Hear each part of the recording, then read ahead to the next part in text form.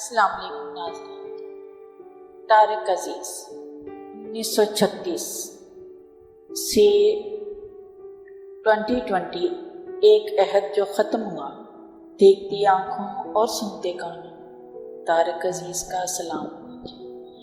یہ الفاظ ناظرین آپ کبھی بھی فراموش نہیں کریں گے۔ اس زمانے کا یہ اپنی نوعیت کا یہ واحد شو جس میں تفریح کے ساتھ تعلیم و تربیت سمیت بہت کچھ سیکھنے کو ملا تھا۔ آج اس شو کے ہر دل عزیز طارق عزیز رخصت ہو، لیکن ان کا نام زندہ ہے اور زندہ رہے گا۔ وہ اپنے منفرد انداز، گرجدار آواز، سحر انگیز لب و لہجے کے باعث ہمیشہ یاد رہے۔ دیکھتی آنکھوں اور سنتے کانوں طارق عزیز کا سلام پہنچے۔ اس مشہور فقرے کے موجب طارق عزیز وفات پا گئے۔ ٹیلی ویژن کی تاریخ میں کئی دہائیوں پر چلنے والے پروگرام نیلام گھر سے شہرت پانے والے میزبان طارق عزیز آج دنیا میں نہیں۔ پاکستان کے سرکاری ریڈیو کے مطابق ان کا انتقال لاہور میں ہوا۔ طارق عزیز کی عمر 84 برس تھی۔ طارق عزیز کی زندگی ان کے کام کے بارے میں مزید تفصیل بتاتے ہیں۔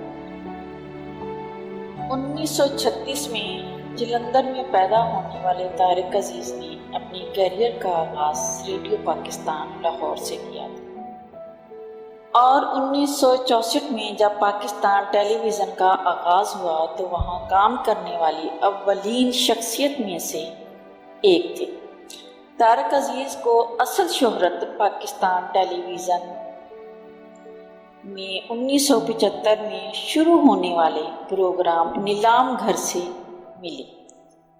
40 سال سے زیادہ عرصہ جاری رہنے والے اس پروگرام کو بعد ازاں اس پروگرام کو بزم طارق عزیز کا ہی نام دے دیا گیا۔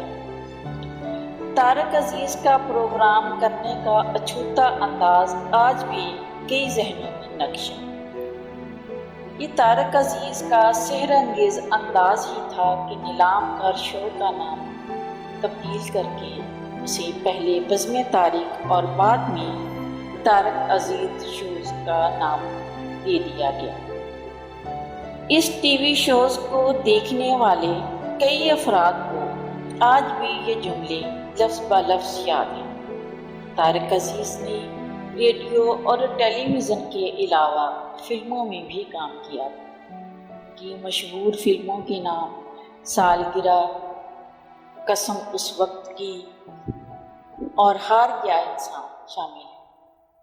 پاکستان کے وزیر اعظم عمران خان نے بھی طارق عزیز کی وفات پر ان کے اہل خانہ سے تعزیت کا اظہار کرتے ہوئے اپنے پیغام میں کہا کہ وہ اپنے وقت کے آئیکن اور ٹی وی گیم شو کی بنیاد رکھنے والے تھے۔